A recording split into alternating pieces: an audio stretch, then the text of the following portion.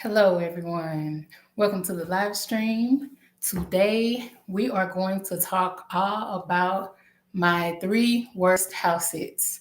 I realized that for the past 2 weeks, I have been really glorifying house sitting, and I just promised to keep it real with you guys. So, I wanted to make sure I did not let one more day pass without talking about some of the keeping it real downsides, right? So I'm Tina with Wanderlust Homebody, and I help burned out professionals learn more about the benefits of house sitting, how it can help you have travel abroad freedom and build wealth. Here we go. I ranked these in order of best to worst, even though they're all not good. So I'm going to start out with number three. Number three is a house sit that I did last year, and it was so beautiful. It was like staying in paradise. I love nature, I've mentioned.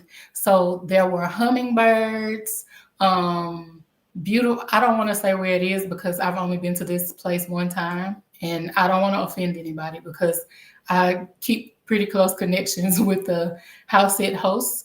But it was on like a mountainside. I had a view of a waterfall that I could actually hear. The waterfall sound put me to sleep and woke me up. Beautiful stay. But it didn't have curtains anywhere. It was a lot of windows in the living room, in the bedroom especially. So it's secluded. It's at the end of it's literally on a mountain cliff. So nobody around. It's very dark, and there were no curtains on the bedroom window. And the bedroom window was the first. So when you pull up into it's not a driveway, it's just a very open area. When you pull up there or enter the grounds, you come on the side of the house, you can only come one way because it's like a lot of vegetation on the other side. So you come right to the window. So I'm used to curtains and I love privacy. So I had such a hard time sleeping, and I was there about 2 weeks, maybe 2.5 weeks. So I would struggle sleeping, y'all, because I would keep thinking, I would just wake up out of my sleep, like having visions of somebody standing in the window staring at me. And I didn't think they could get in and harm me. It's just creepy to think somebody might be literally watching you sleep. So of course, and sleep is very important to me. So of course, after some time, I was exhausted. Oh, they didn't have any extra bed linens. They just had the one set. This is a very small. It's like a tiny home. Very cute, very well arranged, but no extra sheets. And I didn't bring any sheets because this was an international set. So eventually, I found some tape and I got some bath towels because I do always travel with extra bath towels. So I got some extra body towels and some tape. I don't know what this tape was for. It wasn't masking tape. I'd never seen this sort of tape before, actually. So it must have been for some sort of special project. And I taped the towels to the walls that were surrounding the windows. That will work for like 2 days. But of course, these are body towels, so they're heavy. And the tape, I don't know what the tape was made for, but the towels would fall down because the tape wasn't strong enough to keep them up permanently. So I would have to keep like using more tape, using different tape. And eventually I used the whole roll of tape, but I only had 1 or 2 nights left by this time. And yeah, I would still wake up during the night because I would think, what if the towel fell down while I was sleeping? So that was very uncomfortable. It interrupted my sleep. That was number three. Number two, and I always keep my note cards, y'all, so I can let me move this camera down a little bit. There we go. Number two, all right. This was in my early days, and even though this was one of my first few house sits, but it turned out to be a great lesson for me to learn early on. Number two, I went to a house sit, and I'm making sure it has several it had several terrible things about it. All right, I arrived at the house sit about midday, a little before noon. It was one of my first house sits, so I was not well versed at how to go about preparing, when I got there and such. It was three animals. So, and some of the other parts of the house were not clean to my standards. They weren't clean, period. So I focused on cleaning the part of the house that wasn't to my standard, which was the kitchen. I focused on that. It needed a thorough cleaning. And remember, when you do house sitting, you are going to cook there. You're going to put your groceries in the refrigerator. So you have to get it how you like it. When I opened the refrigerator, there was pet hair. A lot. When I say a lot, I don't mean like somebody cut pet hair off and put it in there, but there was noticeable pet hair throughout the refrigerator.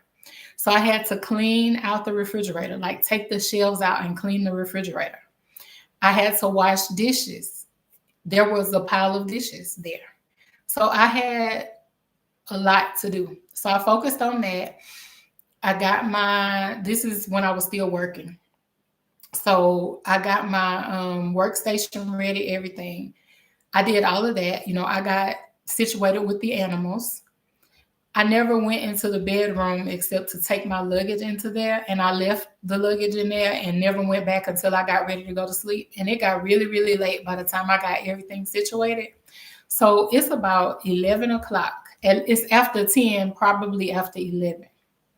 I go to situate myself to get in the bed and go to sleep. I noticed that two of the animals come with me. They're very big. These are big animals. Two animals came with me. Like, oh, okay, we getting ready to go to bed. And I'm looking like, like, wait, what's happening? They got on the bed before me and like left me a little space to get on the bed. And I don't. That was not what the deal was. That was not discussed. So that's lesson number one. After that, I learned to be very explicit about whether the animals expect to sleep on the bed. Because what I was seeing since I was just starting out, most people who most people who require the animals to sleep on the bed, they say that in the post. This was not mentioned at all. So I didn't even think to ask. So two very big animals on a queen size bed, and one side of the bed is against the wall. So I'm like, okay. It was not an option to sleep in the living room because the animals took over the furniture in the living room. Okay, so I'm like, okay, I just have to figure out how to deal with this for the night and I will work it out because I was very tired. This was a sit also that wasn't local. I had to drive to it. So I was tired. So I'm like, okay, I'll figure it out. I kind of like encouraged them to move over a bit. And that was that. I pulled back the sheets, y'all. It is filled with pet hair. Like filled, I'm saying covered in pet hair. Not, I'm not exaggerating. This was these pets. So that's when I realized there, look, I'm trying to get y'all to move over a little bit. Y'all looking at me like, you take the space that I give you because this is our bed. So they had been sleeping in there. That was their bed. And the host, it stands to reason, just covered the bed, covered those same sheets with a blanket. Because there's no way the pets were getting under that blanket and causing that much hair. This was their bed. I, okay. So it's 11 o'clock at night. And I could not find any other sheets. The story of my life, right? So I took those sheets off of the bed, put them in the washer, but I couldn't stay up long enough to let them dry, to have them wash and dry. So I said, okay, I I had I had a blanket that I carry in my car actually. So I got that. I went outside to my car. I got that blanket, brought it in, spread it over the bed. I wiped the bed off. I couldn't find a vacuum. So I wiped the bed off as well as I could with a face towel. I went and got my blanket out of my car. I spread the blanket on top of the bed, and it was cold. This was November, December. It was cold, so I put on layers. So I couldn't wear my pajamas. Of course, I wasn't going to wear my pajamas anyway in that situation. So I layered some clothes, two pair of pants. No, I put on my pajamas. I put a pair of pants over my pajamas. I put a sweater. I had a hoodie. I put that hoodie over my pajama top, and I then put a jacket on. And I had a sweater in my car also. I spread that sweater out as my cover. So that's how I slept that night. And let me see, it was something else about that same set. Oh, the host left me. So in the bathroom, it was a used like a probably a third, let's say a half of a tissue roll left on the roll, and it was one unused roll of tissue. And I was there for over a week. No, I think I was there for 5 to 7 days. It was just at a week. So I had 1.5 rolls of tissue to last me that long. And yes, it is standard to at least, I'm not going to say it's standard, and I'll get to that in a moment. But that was one of my first sits. I won't say what number sit it was because again, things happen. So what I learned from that sit is from then on, I carry at least two. So if I'm driving in my trunk, I bought a plastic basin. I have a roll of 4 rolls of tissue, a package in there. If I open it, I get another one and replace it. This stays in my trunk at all times. So this is you guys' house sitting survivor kit. And I don't want to scare anybody, away from house sitting. I'm just again keeping it real, like I said I would. I promise to do that always. And being prepared. I don't. That's why I wanted to make sure I stop now and do this video. I don't want to give the impression that house sitting is perfect. Everything is gonna go well. I've known people who have had to leave house sits, but that's not. You guys, I'm right now on my 21st house sit. I'm in San Miguel de Allende in month 2 of my house sit. I've never had anything like this happen. And I feel like this was one of my trials for the early days to see if I would quit, because I have had so much tremendous joy and success and met wonderful people. And I have been on amazing house sits in mansions and places that I never usually would have stayed, and met just wonderful people. So everything has a good and a bad. Trust me, the negative for me has been, I would give it 7%. And the other 93% has been wonderful. So I don't want to scare you off, but I do want to be real. So to be prepared from then on, that house sit taught me. I bought cleaning supplies. I keep a broom, like a dollar store broom or one of the cheaper brooms made out of the little plastic handle, the little broom with the dustpan. I mean, regular size handle, but I keep that in my trunk. I have the Swiffer wet wipes, and I just bring my Swiffer stick from home. Again, I have the 4-pack of tissue. And if I'm traveling internationally, I put 2 tissue rolls because the 4-pack won't fit. I put 2 tissue rolls in my luggage every time I travel internationally if I'm going to house sit. Just to hold me, I put 1 or 2, just to hold me over until I can go to the store and buy the 4-pack if I need it. And that only one time I out of all the other 20 sits of my sits, only one time have I not been supplied with adequate tissue, toilet tissue. Okay, so no, two more times. Because on this sit right here, I got one roll of toilet tissue. But now I know to look and not let it run out. Okay. And I also keep one roll of paper towel. I keep dish towels. You know what, y'all? Every time I come on here and record, not every time, but several times that I've come on here and tried to record a video, the dog comes and scratches on the door. Oh, she's coming because it's almost time for her to eat. So excuse me, let me go open the door.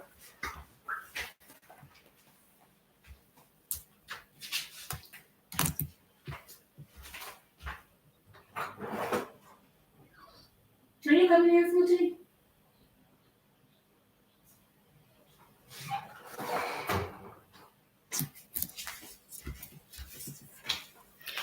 And then y'all, she walked away. She walked away from the door before I got there. Okay.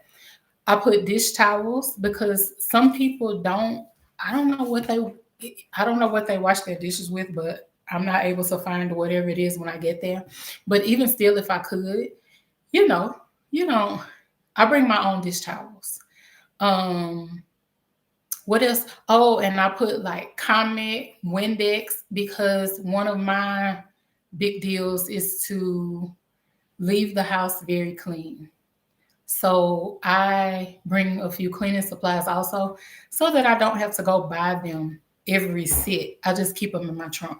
So that's my house sitting survival kit, I guess I would say.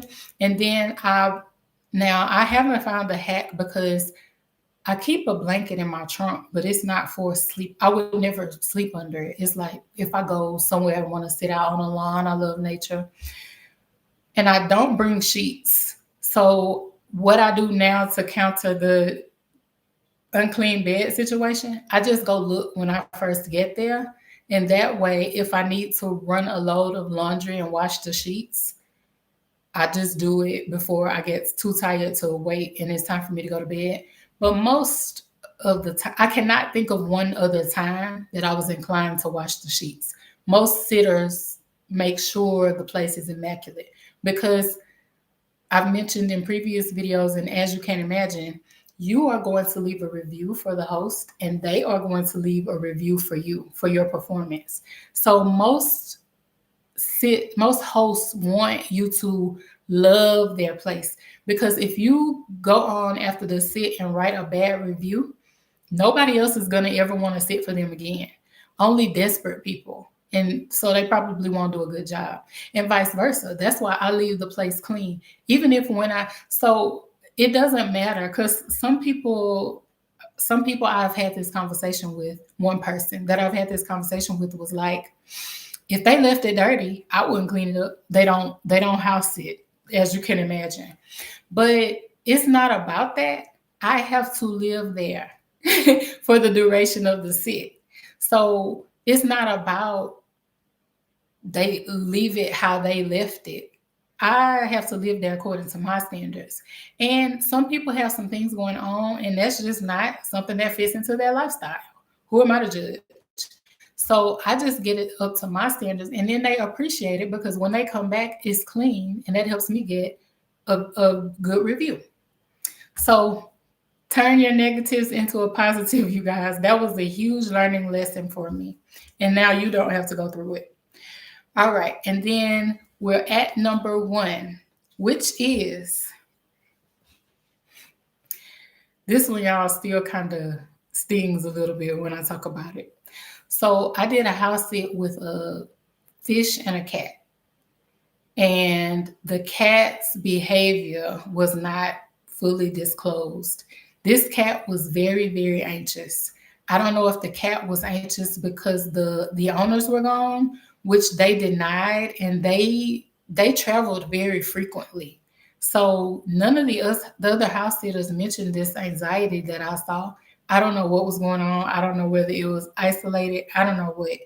But this cat was very, very anxious and clingy to the point where, again, I love sleep. I appreciate getting good sleep. This cat would not let me sleep. If I close, so eventually I started closing the door, but that's not what I did at first. At first, I left the door open because I was told that the cat sleeps on the end of the bed sometimes, and then sometimes she'll go off and do her thing in another room. And it was a 1 bedroom house, so I was like, okay, cool. The cat sleeps on the end of the bed. Cats are usually me and cats have a good vibe. This cat will wait till, I guess, until I was breathing in a way that it knew I was sleeping. It wanted constant companionship. This cat will wake up. Well, will wait, I guess, until I was asleep, and it will walk. It will come to the head of the bed where my head was, and this was a queen size bed. It would walk from the opposite side that I was sleeping on, and walk across my head to wake me up. I'm serious. It would literally walk on my head, which I don't like that. So cats, and I'm getting to this statement because when I shared this with somebody who is a frequent house sitter, she was like, "That's normal." She was like, "You remember? I don't remember the name of this cat. She was sitting. She was sitting a particular cat and recording a video, and the cat was walking all over her head. She was sitting upright like I'm sitting right now, and the cat was all on her, climbing on her, getting on her, like literally climbing on her head."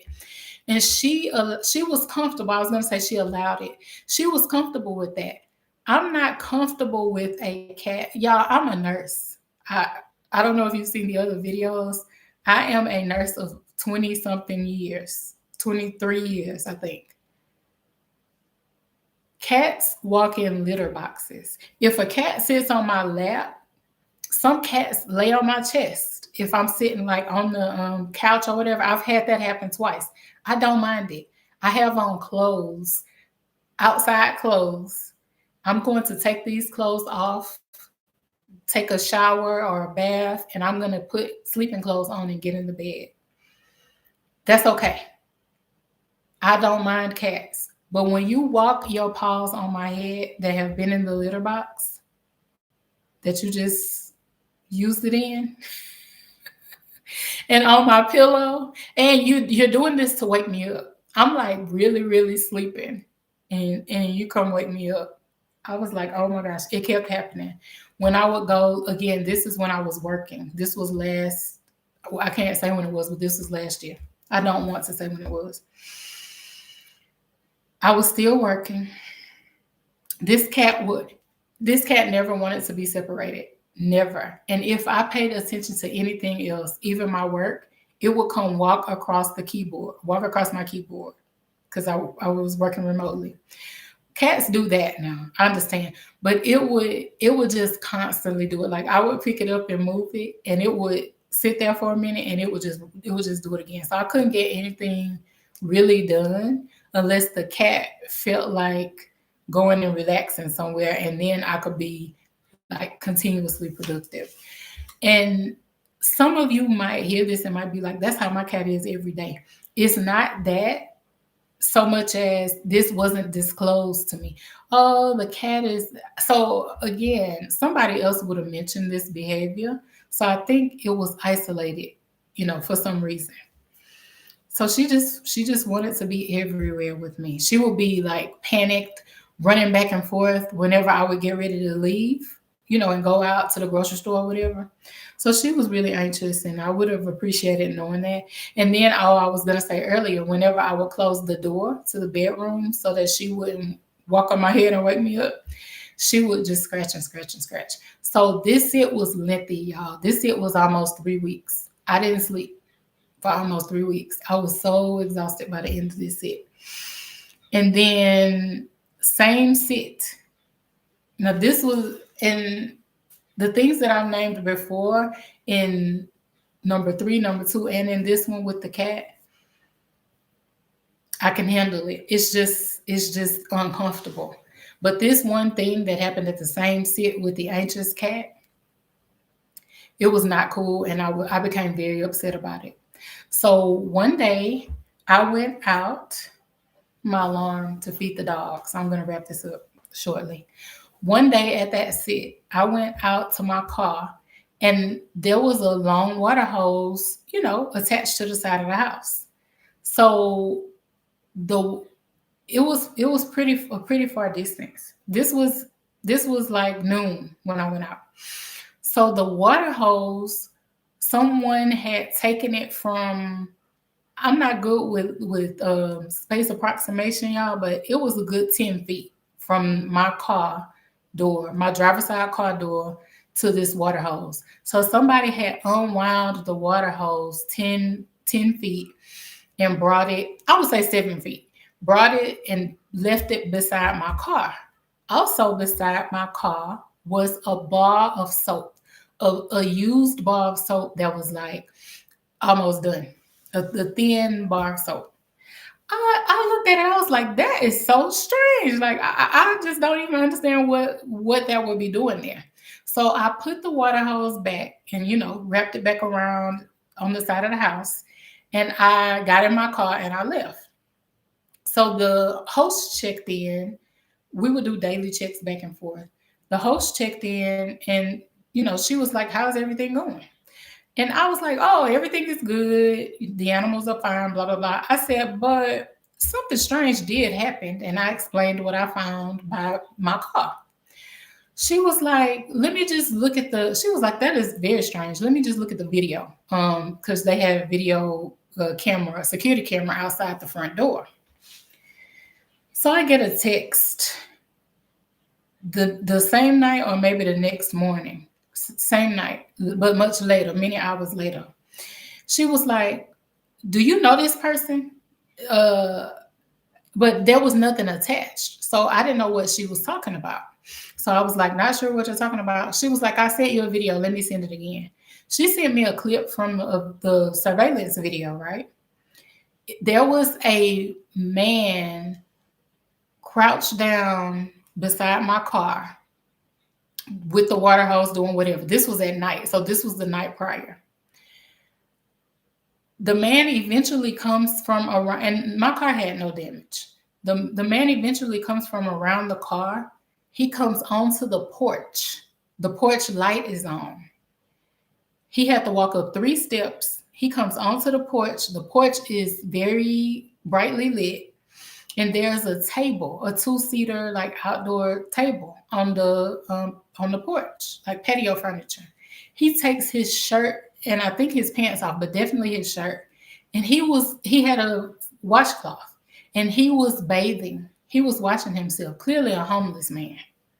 She asked me if I knew this man who was bathing on the front porch at night and crouched down beside my car. Clearly, the man never rang the doorbell. The man never came in. I didn't have guests. I don't have guests at Housesits. So why you would think that I would know this man? And number one, and it's upsetting because the man was Black, like I am, and she was not Black. I was 7 hours away from my house in a whole nother state. Why I would know a man who came at night and bathed outside and finished his bathing on the porch, bless his heart. Why would you assume that I knew this man? That it really upset me. And then when I addressed the fact that she said that, I didn't say anything to her because I'm like, that's very ignorant of her to ask me that. It was very offensive. So because number one, I'm highly recommended as a house sitter. Why would you expect me to invite somebody? And if I know someone, I would never have them take their clothes off and bathe outside. If I know someone, I'm going to invite them in, which I would never do at a house sit because it's not my house and this person did not apply for the sit. Why would I know somebody and not respect them enough to, if I was going to be involved with how they bathed and how they groomed, not respect them and love them enough to provide a place for them to bathe in privacy? That's inhumane. It's not inhumane. The man was still human with dignity. At least he was cleaning himself. But to be accused of inviting him to do that, so offensive. So somebody you didn't see me interact with. You watched what the man did and you didn't see me interact with him. So why would I know him? And I'm not even, you know where I live. You know all about me. I applied for your seat. Why? So that was offensive. I didn't care for that at all. But that's the most offensive, like worst thing that has happened on the set. Oh, and when I addressed it in the reviews, she waited 2 weeks because she had to think of something. And she was like, oh, I can't even remember what she said, y'all, but it was like such a cop out. It was not cool. It was like, I only asked because I cannot remember. I wish I could remember what she said, but it was so far fetched, I can't even remember. So there we have it. Not horrible stories, you guys, but so I guess if you don't feel like these are horrible stories, these are the worst things that have happened to me out of 21 sits. And for the first two, number 3 and number 2, just take my advice, bring some cleaning supplies if you drive to your sit, which is standard. Everywhere I go, I cannot think of a time that I didn't have to do some sort of cleaning, especially in the bathroom and the kitchen, because it needs to be up to your own standard. So just be aware of that. That's going to be, nobody lives, very few people that are strangers and not from our own universe or our own, universe with like familial unit or, close friend network. They're going to be different, right? Their level of cleanliness is going to be different. So just beware of that.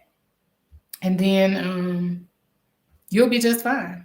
And expect to need to clean. Even if it's an international sit, take some time to allot some time to be able to go to the store and buy some supplies just in case you need to do some, extra cleaning. And maybe the supplies aren't there. Most people have supplies, but if it's a longer stay for me, I don't want to use all of their supplies. So I just bring my own. Well, you guys, that is it. Oh, I wrote a bonus on here. So I'm going to go ahead and tell you before I head off. So the sit after number 1 with the guy on the porch taking a bath incident, I went to, in the same city, to another sit. And the owner let the grass get really, really, really high. And the only place you could park was in the yard, like on the grass. Her neighbor offered to cut it. Oh, such a sweet man. He was my joy during this sit. One of my joys during this sit. It was a beautiful sit. And he was like, call her and let her know I can cut it for her. But she said no, that she would take care of it because it was really high. So she said she would take care of it when she got back because it was expensive at that point to pay somebody to do it. So this grass, and it rained a lot. This was summer again. This was June. I was there from May, either the end of April to late June, or maybe the beginning of May to late June. So it was raining a lot.